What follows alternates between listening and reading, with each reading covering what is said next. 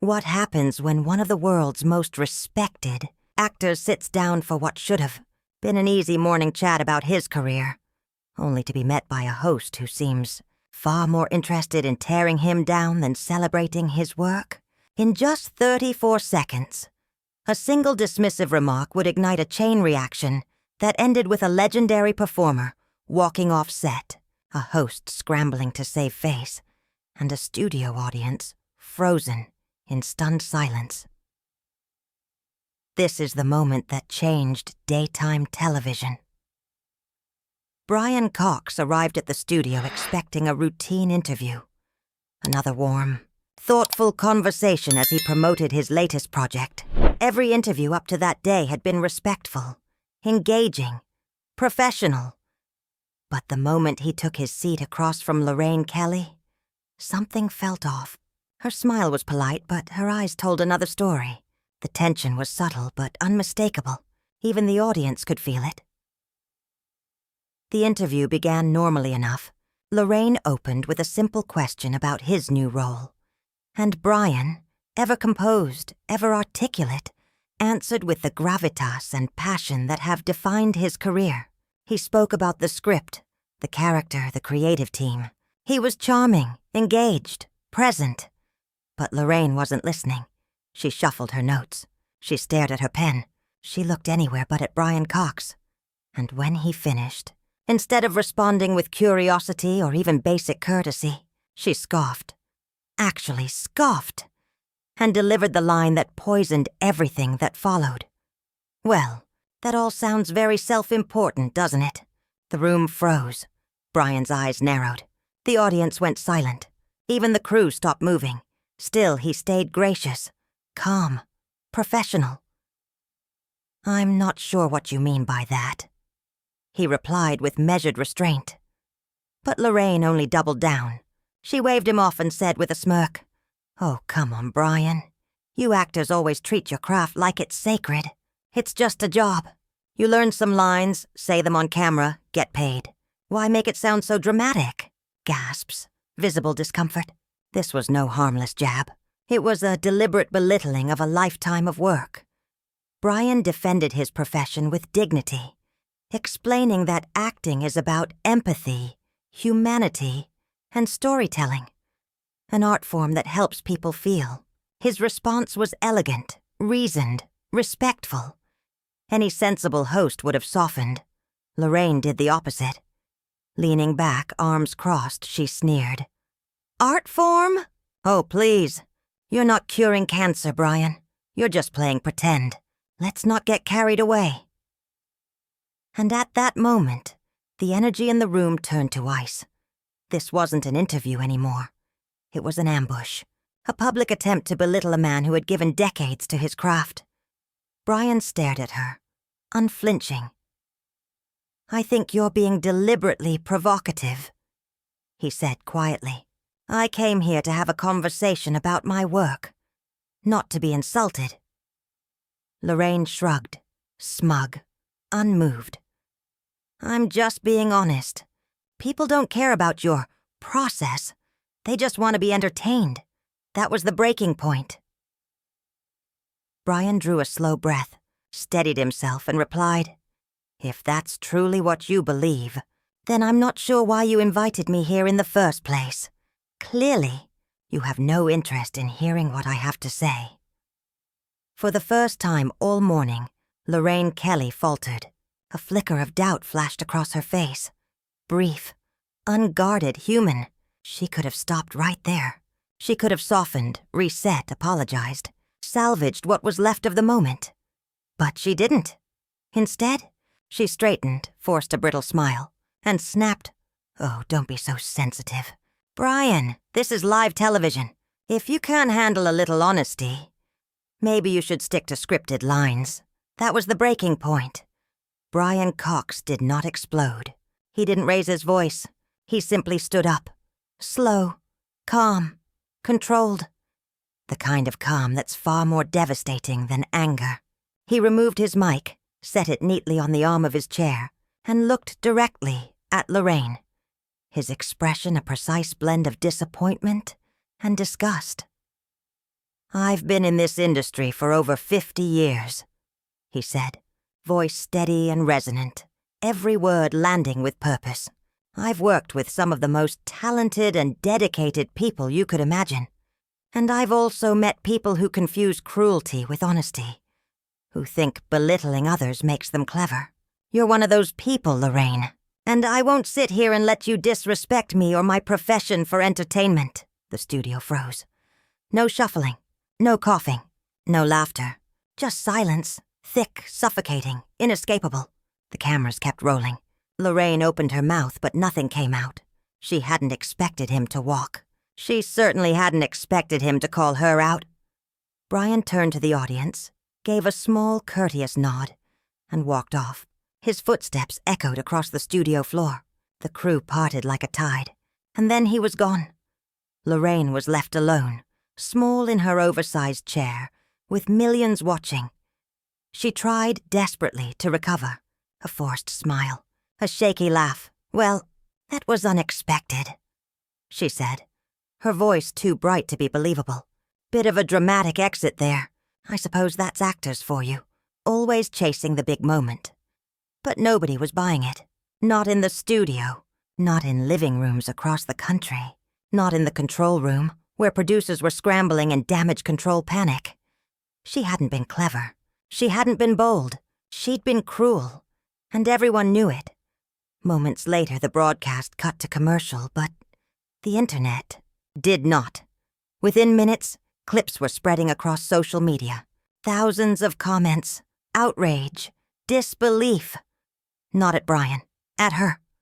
How could she speak that way to a guest? To that guest? To an entire profession? The public wasn't confused. They understood exactly what they had witnessed. Backstage was chaos. Phones ringing, producers arguing, assistants whispering frantically. Someone reached out to Brian's team, begging to bring him back, to smooth things over. The answer was short and final. He wasn't coming back. When the show returned from commercial, Lorraine tried to carry on, but she was rattled. Her smile never reached her eyes. She stumbled over words, fumbled notes. The rest of the episode limped to its finish. An empty formality, because everyone knew. The only moment that mattered had already happened. And when the cameras finally cut, when the studio fell quiet, Lorraine sat alone under the glare of the lights, exposed. She had wanted to be provocative. Instead, she revealed something far less flattering. A host who mistook mockery for journalism and cruelty for wit. Meanwhile, Brian Cox left the studio, gave no interviews, issued no statements, and posted nothing online. He didn't need to. He had already said everything that needed saying, with dignity, clarity, and a quiet strength that echoed far louder than any shouting match ever could. Some lines, he reminded the world, are not to be crossed, no matter how bright the spotlight. The contrast could not have been clearer. On one side stood a host who believed her platform gave her immunity, that she could say whatever she wished without consequence, that cruelty could be passed off as candor, and that disrespect could hide behind a smile. On the other side stood a guest who knew his worth, a man unwilling to shrink, apologize, or laugh along to belittlement disguised as banter. And in the end, it wasn't even close. Brian Cox walked away with his integrity intact, while Lorraine Kelly was left alone to face the fallout of her own choices. Because this was never just a tense exchange between two people. It was a clash of values. It was about respect, about professionalism, about the simple truth that every person, regardless of status, craft, or career, deserves basic human decency. Brian Cox had walked into that studio expecting a conversation. Instead, he found himself on the receiving end of someone who seemed to enjoy tearing others down, and rather than smile through it, rather than swallow it for the sake of a segment, he chose differently. He chose dignity. He chose self-respect. He chose to walk away. That choice reverberated far beyond that studio, beyond that broadcast, beyond that morning. Viewers saw a reminder in his actions. No one is obligated to sit quietly while being disrespected. No one has to tolerate being diminished for entertainment. We are allowed to stand up. We are allowed to say no. We are allowed to walk away. The interview had begun with promise. A respected actor, a massive audience, and the potential for insight and storytelling from a man who has dedicated a lifetime to his craft. But it soured with startling speed, not because Brian Cox failed, not because he dodged questions, but because the host across from him confused humiliation with hosting and arrogance with authority. Every question Lorraine asked, every jab she delivered, carried the same intent: provoke, diminish, undermine. She wasn't curious. She wasn't listening. She wasn't engaging. She was performing superiority, eager to assert control rather than foster conversation. It was the behavior of someone drunk on their own platform. Brian saw it immediately, the moment she sneered about actors being self-important. He tried to steer things back to substance. He answered thoughtfully, respectfully, giving her every chance to recalibrate. She escalated instead. And when she realized she couldn't bait him into the explosion she wanted, she pushed harder, until the only dignified response was departure. That was what infuriated viewers most. Brian Cox did not storm out in rage. He did not lash out. He did not trade insult for insult. He simply calmly and quietly refused to participate any longer in something corrosive. He removed himself from a toxic dynamic with grace. And in doing so, he exposed Lorraine Kelly completely. The silence after his exit said everything. The audience looked relieved. The crew looked horrified. And Lorraine, trying to paste jokes over an unraveling moment, looked suddenly small in a chair that no longer seemed to fit. This moment landed harder because of who Brian Cox is. He is not a man of scandal, nor ego, nor theatrics. He is known for craft, composure, and thoughtfulness. For someone like him to walk off a set, the situation had to be truly intolerable. And it was. The entire exchange became a study in contrasts. Brian Cox, articulate, respectful, genuine Lorraine Kelly, dismissive, condescending, hostile, Brian Cox, seeking conversation, Lorraine Kelly, seeking conflict, Brian Cox, dignity intact, Lorraine Kelly, credibility shattered. Worst of all, she believed she was justified.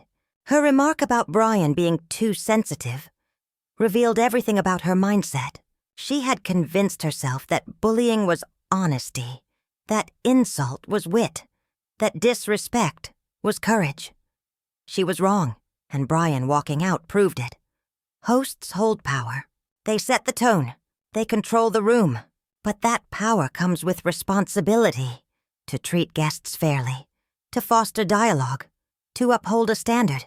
Lorraine forgot that, Brian reminded her, and the world noticed. Lorraine Kelly had failed in every one of those obligations. She had used her platform not to elevate a conversation, but to belittle her guest, and in the end she paid the price for it. This wasn't a celebrity throwing a tantrum or an actor unable to take criticism. This was a professional drawing a boundary on live television and refusing to let someone trample his dignity. It was about self-respect. It was about limits. It was about knowing when to say, enough. And Brian Cox did exactly that. He drew a line. Lorraine Kelly crossed it, and he walked away. Simple as that. The power of that moment was in its simplicity. There were no theatrics, no dramatic monologues, no raised voices, just a man quietly removing his microphone, standing up and leaving. But that quiet gesture spoke louder than any confrontation ever could. It said, no amount of fame, exposure, or airtime is worth your dignity. It said, you do not owe anyone your presence if they refuse to offer you basic respect. It said, sometimes the strongest thing you can do is simply walk away. And that is why the moment resonated so deeply. Because everyone watching had lived some version of it. Everyone has been in a room where they were diminished. Everyone has swallowed disrespect to keep the peace, to avoid a scene, to be polite. Watching Brian Cox refuse to play that role, watching him prioritize his well-being over the demands of a broadcast, was quietly electrifying. It was empowering. The fact that it unfolded on live television, in front of millions, only magnified its impact. There was no edit, no damage control, no manufactured narrative. Viewers saw everything as it was. Lorraine Kelly's questions growing sharper and nastier, Brian Cox's patience thinning, and finally, the moment he chose to walk. They saw the exit. They saw the stunned silence. They saw Lorraine's awkward, desperate attempt to laugh it off. And it was all preserved. An unfiltered record of what happens when someone misuses power and someone else refuses to be a target. When Brian delivered his final words before leaving, there was a gravity behind them, a weight forged by decades of craft, discipline, and self-knowledge. He wasn't just speaking for himself. He was speaking for every actor dismissed as just pretending, for every artist treated as frivolous, for every person ever made small by someone intoxicated with their own importance. His exit was a defense not only of himself, but of the craft itself, of the idea that storytelling matters, that art matters, that the people who devote their lives to it deserve respect. Lorraine Kelly's inability to grasp that, her smug insistence on belittling what she clearly didn't understand, exposed a hollowness in her, not in him. And the tragedy for her is this. It never had to unfold that way. All she had to do was show basic decency, ask real questions, listen to the answers, treat her guest like a human being. But she didn't. She chose provocation. She chose cruelty. And she learned, very publicly, that cruelty still has consequences. Brian Cox walking off that set was not just a moment. It was a statement, a line in the sand, a reminder that respect is not optional and dignity is not negotiable. Everyone who watched understood that instantly. There was no confusion, no gray area, no both sides. The roles were unmistakable. Lorraine Kelly was in the wrong from start to finish, and Brian Cox responded with composure, clarity, and unshakable self-respect as he left that studio. He didn't just leave behind a rattled host and a silent room. He left behind a lesson about treating people with respect, a lesson about standing up for yourself, a lesson about knowing when to walk away, and most of all, a lesson about this truth. No platform, no matter how big, gives anyone the right to be cruel.